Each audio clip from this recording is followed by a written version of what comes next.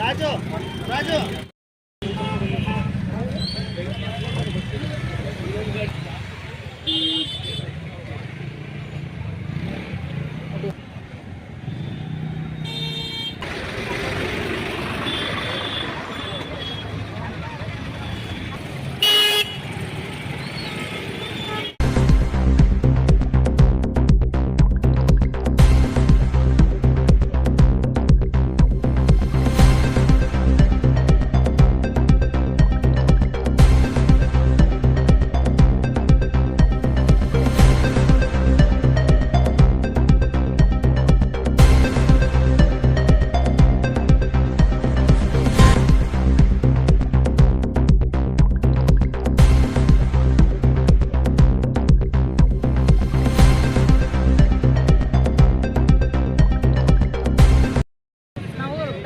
ರಾಯಚೂರು ಬರ್ತಾ ಇದ್ದೀವಿ green line ಇದರಲ್ಲಿ ಬಸ್ಸಲ್ಲಿ ಸುಮಾರು 2:30 ಆಗಿತ್ತು. 2:30 ಟೈಮಲ್ಲಿ ನಾನು ಏನಂದೆ, ಒಂದು ಸ್ಮೆಲ್ ಬರ್ತಾ ಇದೆ ಬ್ರದರ್, ಸ್ಮೆಲ್ ಬರ್ತಾ ಇದೆ, ಗಾಡಿ ಸೈಡಿಗೆ ಹಾಕಿ ನಿಂದಿಸ್ರಿ ಅಂತ ಹೇಳಿದ್ರೆ ಅವ್ರು ಯಾವುದೇ ರೀತಿಯಿಂದ ಅವ್ನು ಡ್ರೈವರು ಕೇಳಲಿಲ್ಲ. ಮತ್ತೆ ನಾನು ಬಾಗ್ಲಂತ ಬಂದು ಡ್ರೈವರ್ ಸ್ಟಾಪ್ ಮಾಡಿ ಅಂತಂದಾಗ ಅವರು ಇಲ್ಲ ಬೆಂಕಿ ಎತ್ತಿಲ್ಲ, ಟೈರ್ ಬ್ಲಾಸ್ಟ್ ಆಯ್ತು ಅಂದ.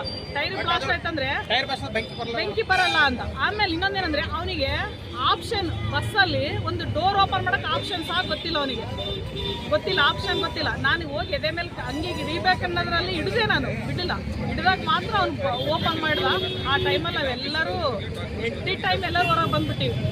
ಹೊರಗೆ ಬಂದಿದ್ದು ಅದನ್ನು ನೋಡಿಬಿಟ್ರೆ ನಾವು ಅದು ನೋಡ್ಲಿಕ್ಕೆ ಬರುತ್ತೆ, ಹೇಳಕ್ಕೆ ಬರಲ್ಲ. ಆ ಒಂದು ಪರಿಸ್ಥಿತಿಯಲ್ಲಿ ನಾವೆಲ್ಲ ಭಾಳಷ್ಟು ಜನ, ನಮ್ಮ ರಾಯಚೂರವರು ಒಂದು 20 ಜನ ಮೇಲಿದ್ದೀವಿ ನಾವು ಬಸ್ಸಲ್ಲಿ. ಒಂದು ಕಾಲ ಚಪ್ಪಲಿ ಸಹ ಇಲ್ಲ, ನಮ್ಮ ಕೈಯಲ್ಲಿ ಮೊಬೈಲ್ ಇಲ್ಲ. ಆ ಅನಂತಪುರಲ್ಲಿ ಬೈಪಾಸಲ್ಲಿ ನಾವು ಇಳ್ಕೊಂಡಿವಿ. ಈಗ ನಾವು ಹೆಂಗೆ ಬಂದಿರೋ ಗೊತ್ತಿಲ್ಲ, ರಾಯಚೂರಿಗೆ ಬಂದು ತಲುಪಿದ್ದೀವಿ ಅಷ್ಟೇ. ಅಲ್ಲ ಡ್ರೈವರೇ ಅಲ್ಲ ಅವನು.